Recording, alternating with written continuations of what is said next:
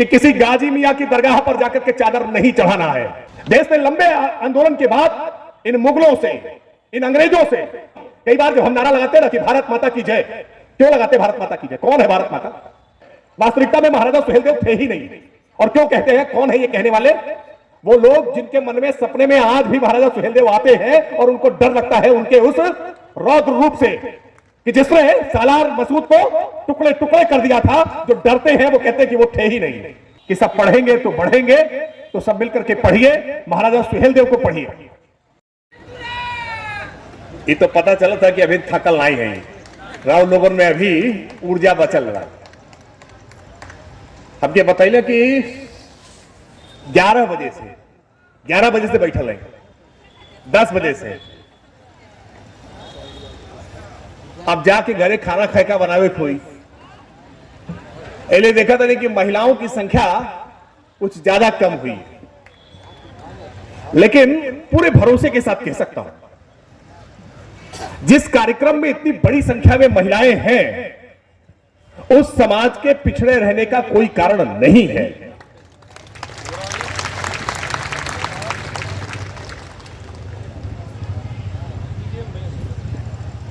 अब छोड़ दीजिए, ठीक रहेगा।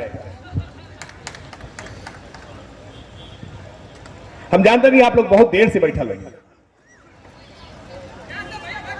आप निश्चिंत रहिए, हम भाजपा के प्रवक्ता ही प्रवक्ता टीवी पे थोड़ा ही देर बोले, ढेर देर नहीं बोले। ढेर देर बोले तो झगड़ा हो जाना,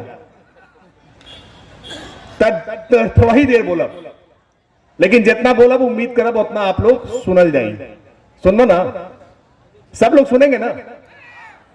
पीछे वाले, हमें लग रहा है पीछे वाले सुनने के मूड में नहीं है, सब लोग सुनने के मूड में है ना? तो एक बार जरा जोर से मेरे साथ बोलिए, भारत माता की, भारत माता की, भारत माता की।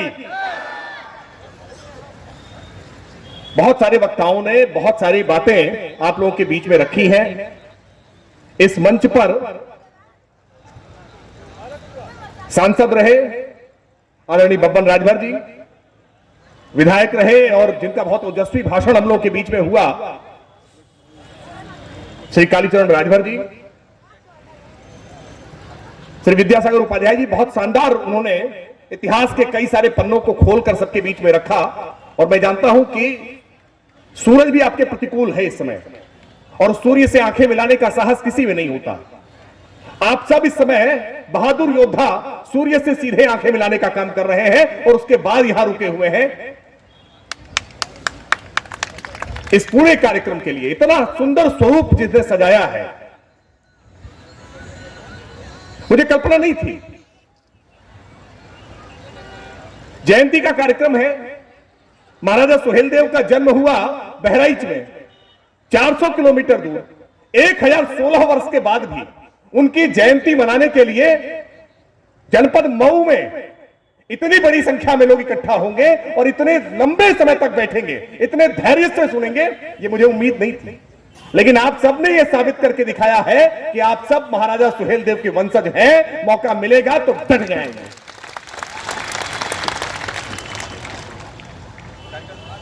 लंबी बातचीत महाराजा सुहेलदेव के जीवन पर हुई कि कैसे सालार मसूद, उसको गाजी कहना ठीक नहीं है, क्योंकि गाजी तो सम्मान दिया जाता है, गाजी नहीं पाजी था, गाजी नहीं पाजी था। ऐसा दुष्ट योद्धा, राक्षस प्रवृत्ति का, मोहम्मद गजनी का भांजा, और युद्ध करते हुए बहराइच तक पहुंचा। बहुत शौर्य के साथ, ताकत के साथ और एकजुटता के साथ। अभी बब्बन राजभर जी बता रहे थे कि 20 राजाओं को एक साथ मिलाया, और ये 20 राजा अलग अलग क्षेत्रों के, और वो आज जिनको पिछड़ी जाति कहा जाता है, उन पिछड़ी जातियों से, वास्तविकता में पिछड़ा आंकड़ा तो मुगलों के आने के बाद हुआ है। वर्ण आश्रम व्यवस्था जो थी, जो कर्म आधारित थी, उस कर्म आधारित वर्ण आश्रम व्यवस्था में कोई अगड़ा नहीं था, कोई पिछड़ा नहीं था। जिसका जैसा काम था उसको वैसा सम्मान था। जिसने पढ़ लिया, अभी कह रहे थे कालीचरण जी ना कि पढ़ोगे तो बढ़ोगे, जो पढ़ेगा वो आगे रहेगा, जो नहीं पढ़ेगा वो पीछे रहेगा। एक ही पैमाना था, जो अच्छा काम करेगा वो आगे रहेगा, जो बुरा काम करेगा वो पीछे रहेगा। लेकिन मुगलों के आने के बाद भारत के भीतर जाति व्यवस्था को दुराग्रह में बदलने का काम जिसने किया, जाति पर स्वाभिमान किया जा सकता है, जाति के साथ लोगों को जोड़ा जा सकता है, लेकिन जाति के आधार पर तोड़ा नहीं जा सकता है, जाति दुराग्रह नहीं किया जा सकता है। दुर्भाग्य यह रहा कि हिंदुओं की एकजुटता को तोड़ने के लिए जातियों में बांटने का काम किया गया, और इतना बांटने का काम किया गया कि जातियों के आधार पर महापुरुष तय कर रही है, जातियों के आधार पर भगवान तय कर रही है। क्या भगवान किसी जाति के होते हैं क्या? क्या महापुरुष किसी जाति के हो सकते हैं क्या? महापुरुष और भगवान किसी जाति के नहीं होते हैं, वो तो अपना सर्वस्व सबके समाज के लिए देते हैं, सबके लिए देते हैं। महाराजा सुहेलदेव को लेकर के भी दावे इसी तरह से इतिहासकारों ने बदमाशी से जानबूझ करके विभाजन करने के लिए कभी कहा कि महाराजा सुहेलदेव पासी थे, कभी कहा कि महाराजा सुहेलदेव राजपूत थे, क्षत्रिय थे। भांति भांति प्रकार से कैसे महाराजा सुहेलदेव की जाति के नाम पर लोगों में विभाजन किया जा सके, यह षड्यंत्र रचा गया। लेकिन हमें इन षड्यंत्रों में फंसना नहीं है, और जिसकी चर्चा बार बार हो रही है कि हमें इन बातों में बंटना नहीं है। विराट हिंदू चेतना के रूप में हम सबको एक होकर के रहना है। और अगर उस समय महाराजा सुहेलदेव ने सबको एक साथ करके, राजाओं को एक साथ युद्ध न किया होता, शौर्य और साहस का परिचय न दिया होता, तो ये सालार मसूद ये महाराजा सुहेलदेव को भी पराजित करके देश पर आगे बढ़ गया होता, और 150 वर्षों तक जो हमले नहीं हुए वो हमले बदस्तूर उसी समय लगातार बढ़ते रहे होते। देश ने लंबे आंदोलन के बाद इन मुगलों से, इन अंग्रेजों से, पुर्तगालियों से हमने आजादी पाई। और आजादी का मोल क्या होता है, आजादी की कीमत क्या होती है? कई बार जब हम नारा लगाते हैं ना कि भारत माता की जय, क्यों लगाते हैं भारत माता की जय? कौन है भारत माता? क्या जाति है भारत माता की? कौन सा मजहब है भारत माता का? यह भारत माता हमारी मातृभूमि है, अनाज उपजाकर हमें देती है, जिस अनाज को खाकर के हम जीते हैं। ये हवा, ये पानी, ये जल, ये जंगल, ये जिससे मिला है उसने कोई भेद नहीं किसी के साथ किया है, कोई अगड़ा पिछड़ा नहीं देखा है, कोई मजहब जाति नहीं देखी है, कोई स्त्री पुरुष नहीं देखा है, कोई बड़ा छोटा नहीं देखा है, कोई काला गोरा नहीं देखा है, किसी तरह का कोई भेदभाव नहीं किया है। सबको अपनी ममता की छांव में अपने साथ लेकर के आगे बढ़ी है। इसलिए हम सब जाति, पंथ, भाषा, मजहब, ऊंच नीच, अमीर गरीब, इन सब बातों से ऊपर होकर के एक साथ कहते हैं कि भारत माता की जय। तो केवल कह देने मात्र से नहीं चलेगा, यह हमारे आचरण में भी दिखना चाहिए, आचरण में भी लागू होना चाहिए, वरना महाराजा सुहेलदेव का वो युद्ध गैर वाजिब हो जाएगा। हम उसको वैसे भी याद करने में बहुत समय लगाया है। 1025 के समय का कालखंड, 1000 वर्ष से ज्यादा बीत गए, और इन 1000 वर्षों में भी प्रामाणिक पुस्तकें, प्रामाणिक ग्रंथ महाराजा सुहेलदेव को लेकर के अब तक नहीं मिलते हैं। और कई बार तो यह कह दिया जाता है कि यह कपोल कल्पित कैरेक्टर है, वास्तविकता में महाराजा सुहेलदेव थे ही नहीं। और क्यों कहते हैं, कौन है ये कहने वाले? वो लोग जिनके मन में सपने में आज भी महाराजा सुहेलदेव आते हैं और उनको डर लगता है उनके उस रौद्र रूप से कि जिसने सालार मसूद को टुकड़े टुकड़े कर दिया था। जो डरते हैं वो कहते हैं कि वो थे ही नहीं, लेकिन उनके डर से, उनके इस झूठ से हमको आगे आकर के हमको सत्य को स्वीकार करना है। और सत्य यह है कि महाराजा सुहेलदेव थे, महाराजा सुहेलदेव ने हिंदू रक्षक के नाते, और मैं चर्चा में कहता कि हिंदू रक्षक सम्राट, किसी जाति के लिए नहीं लड़े थे, केवल किसी गांव के लिए केवल नहीं लड़ रहे थे, केवल अपना राज्य बचाने के लिए नहीं, अपना खजाना बचाने के लिए नहीं, इस सनातन संस्कृति के लिए, इस राष्ट्र के लिए, इस पूरे समाज के लिए लड़े थे। तो महाराजा सुहेलदेव को इस जन्म जयंती पर याद करना यह हम सबकी नैतिक दायित्व है, नैतिक जिम्मेदारी है। और आज साथ साथ में बड़ा सुंदर संयोग है, महाराजा सुहेलदेव का जब जन्म हुआ तो उनका जन्म भी ईश्वर ने तय किया कि वसंत पंचमी के दिन, वसंत पंचमी को लंबे समय से हम मां शारदा की पूजन के नाते, मां सरस्वती के पूजन के नाते मनाते हैं। तो आप सब भी आज संकल्प लीजिए कि महाराजा सुहेलदेव के जो शस्त्र दीक्षा थी, उनका जो शौर्य था, जो उनका धैर्य था, वो उनका धैर्य, वो उनका शौर्य, वो उनकी शस्त्र शिक्षा, वो वीरता के गुण हम अपने अंदर धारण करने का काम करेंगे। और साथ ही साथ मां सरस्वती की आराधना करते हुए अपने बच्चों को, अपनी संततियों को पढ़ाने का काम करेंगे, क्योंकि शस्त्र और शास्त्र ये दोनों आवश्यक हैं। शस्त्र और शास्त्र जब दोनों हमारे पास होंगे तब हमसे टकराने की हिम्मत कोई नहीं कर पाएगा। तो शस्त्र का मतलब कोई असलहा, हथियार, कटारी रखने से काम नहीं होगा। शस्त्र का मतलब जिगर होना चाहिए, सीने में दम होना चाहिए, यह क्षमता होनी चाहिए कि जो सच है उस सच के लिए हम खड़े होंगे, जो सच है उसको हम कहेंगे। और आज जब महाराजा सुहेलदेव की जयंती के अवसर पर मैं हूं तो मैं एक और संकल्प अपनी माताओं से कहूंगा। मानेंगे ना आप लोग? मानल जाई ना? बुझाता कि नहीं हमारा आवाज, बात बात बुझाता कि नहीं? नहीं तो उपाध्याय जी कहा था कि पंडित जी कथा कह गई ना और उनके कुछ समझे में ना आई, बुझाई में नहीं कही, बुझाता ना? संकल्प लीजिए माताएं मेरे सामने कि हम अपने बच्चों को पढ़ाएंगे, और ये माओं के संकल्प से होगा। माएं अगर संकल्प ले लेंगे तो कोई दुनिया की ताकत बच्चों को पढ़ने से रोक नहीं सकती है। सरकार सारी व्यवस्थाएं कर रही है। और पढ़ाएंगे तो केवल अक्षर ज्ञान ही नहीं कराएंगे। पढ़ने का मतलब केवल ABCD A to Z पढ़ लेना नहीं होता है। पढ़ने का मतलब कले क ख ग घ अंगा से लेकर के ज्ञा तक पढ़ लेना नहीं होता है।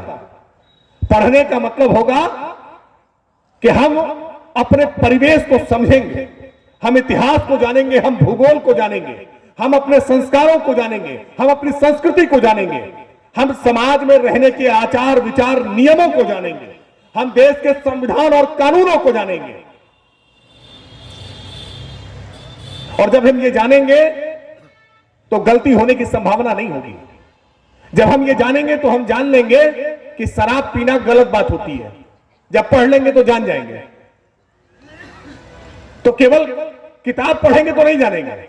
आचार विचार नियम जब पढ़ेंगे, समाज जीवन जब समझेंगे तो शराब पीने के नुकसान क्या है ये भी हम समझेंगे। तो मैं माताओं बहनों से जरूर आग्रह करूंगा कि अपनी पीढ़ी के आने वाले जो बच्चे हैं हमारे, हम इनको जरूर सिखाने और समझाने का काम करें कि बच्चों पढ़ो, पढ़ो और अपने आप को गढ़ो। वैसे भी ये मऊ जनपद में इस मामले में अद्भुत है। नाम सबसे छोटा है। उत्तर प्रदेश के सारे जिलों की सूची देखिए तो 2 अक्षर का केवल मऊ। देखने में बहुत छोटा, लेकिन देखने में छोटा लगे घाव करे गंभीर। नजदीक पहुंचिए तो पता चल जाता है मऊ मऊनाथ भंजन है, ये सबसे बड़ा है। और राजनीतिक तौर पर आज जब मैं मऊ की इस धरती पर हूं तो मैं स्वर्गीय कल्पना फ्राई जी को भी याद करूंगा। अभी चर्चा कर रहे थे कि मेडिकल के फील्ड में बहुत मऊ अग्रणी है। बलिया के लोग, गाजीपुर के लोग, आजमगढ़ के लोग इलाज करावे खातिर मऊ चली आवेला। तो मऊ ने अपने आप को खुद खड़ा किया है क्योंकि ये हथकरघे का क्षेत्र है, अपने हाथ से हुनर इसके अंदर है। तो मऊ बहुत गौरवशाली क्षेत्र है और इस गौरवशाली क्षेत्र में विजय राजभर जी जैसे ऊर्जावान साथी हैं। तो मुझे पूरा भरोसा है कि महाराजा सुहेलदेव राजभर जी की जयंती पर इस तरह के कार्यक्रम करके आप सबको साथ जोड़ने के लिए, एकजुट करने के लिए, एक साथ रहने के लिए वो प्रोत्साहित करते रहेंगे। आज के मंच अवसर पर मैंने कोई राजनीतिक बातचीत नहीं की है। भारतीय जनता पार्टी का प्रवक्ता हूं, रोज टीवी पर राजनीति ही बतियाता हूं। आज राजनीति की बात नहीं की है कि के जितावे के बाद के हरा। मिल्कीपुर में चुनाव हो रहा है, बगल में अयोध्या में, दिल्ली में भी चुनाव चल रहा है। हम चुनाव का कोनो वोट मांगे खातिर नहीं आई बनी। आज कहूं ना कहे आई बनी कि हई पार्टी अच्छा बा, हऊ पार्टी खराब बा, लेकिन आप सबको जरूर तय करते रहना है। रामचरितमानस में प्रसंग आता है ना कि कौन रथ होए हमें कहानी। मंथरा ये कहते हैं ना, राजा कोई बन जाए हमें क्या फर्क पड़ता है। नहीं नहीं, फर्क पड़ता है। राजा कौन होगा, सत्ता किसकी होगी, दल कौन सा होगा, विचार क्या होंगे, उनके कार्यक्रम क्या होंगे, उनकी नीतियां क्या होंगी, उनकी योजनाएं क्या होंगी, इन सब बातों का विचार करना आवश्यक है। और कैसे करेंगे विचार? जब एकजुट होंगे, जब सामूहिक होंगे, जब चर्चा करेंगे, जब इसको समझेंगे, जब पढ़ेंगे, जब इसको गढ़ेंगे, तब आप इस बारे में विचार कर पाएंगे। तो मैं आप सबको आह्वान करूंगा कि आप सब पढ़िए, और मैं कालीचरण जी की बात में अपनी आवाज जोड़ूंगा कि सब पढ़ेंगे तो बढ़ेंगे। तो सब मिलकर के पढ़िए, महाराजा सुहेलदेव को पढ़िए, उनको अपने जीवन में धारण करने की कोशिश करिए कि कैसे महाराजा सुहेलदेव ने उस पाजी को, गाजी को नहीं, उस पाजी को कैसे पराजित किया था। और सर विलियम हेनरी ने 19वीं शताब्दी में लिखा है, अंग्रेज लेखक है, वो लिखते हैं कि मुझे बड़ा आश्चर्य है कि कैसा लुटेरा वो भारत की धरती पर आकर के जिसने बेतरतीब तरीके से इतनी बड़ी संख्या में हिंदुओं का नरसंहार किया, और ऐसे लुटेरे की दरगाह बनाई गई है। और उस दरगाह पर हमारे साथ अमित सिंह जी चल करके आए हैं बहराइच से, दरगाह बनी है बहराइच में, और दरगाह पे गाजी मियां का मेला लगता है, और उस मेले में सर्वाधिक हिंदू जाते हैं चादर चढ़ाने के लिए। यह दुर्भाग्य है। क्यों? क्योंकि हमने जाना ही नहीं, हम जान ही नहीं पाए कि हमारी माताओं बहनों के साथ, हमारे पूर्वजों के साथ किसने अन्याय किया था, किसने अत्याचार किया था। अज्ञानता में जाकर के हम भी चादर चढ़ा रहे थे कि गाजी मियां की मजार पर चलेंगे, चादर चढ़ाएंगे तो शायद हमरे लड़का हो जाएंगे। गाजी मियां के मजारे पे जाइबे और अगरबत्ती देखेबे तो के जाने हमरो घर में खुशहाली आ जाएगी। अज्ञानता में हुआ। इसलिए आप सबको ज्ञानवान हो जाना जरूरी है कि किसी गाजी मियां की दरगाह पर जाकर के चादर नहीं चढ़ाना है। ये गाजी मियां जैसे लोगों ने हमको आज पिछड़ा, दलित, कमजोर, गरीब होने पर मजबूर किया था। इसलिए किसी गाजी मियां की मजार पर मेला लगाने हमें नहीं जाना है। मुझे लगता है कि आज के इस अवसर पर यही संकल्प लेने की आवश्यकता है। मैं जानता हूं आप सब लोग काफी देर से बैठे हुए हैं, इसलिए अब बिना कोई लंबी भूमिका रखते हुए मैं इतनी बात कह करके अपना स्थान लेता हूं। आप सबसे एक बार जोर से आह्वान करता हूं, क्योंकि 500 वर्षों के बाद इस देश में हमने अपना प्रभु रामलला का मंदिर स्थापित कर लिया है, उसमें प्राण प्रतिष्ठा कर दी है, जिसका 1 वर्ष पूरा हो गया है। तो एक साथ मेरे साथ बोलिए, जय श्री राम, जय श्री राम, जय श्री राम। भारत माता की। महाराजा सुहेलदेव अमर रहें, महाराजा सुहेलदेव अमर रहें, महाराजा सुहेलदेव अमर रहें। बहुत बहुत धन्यवाद।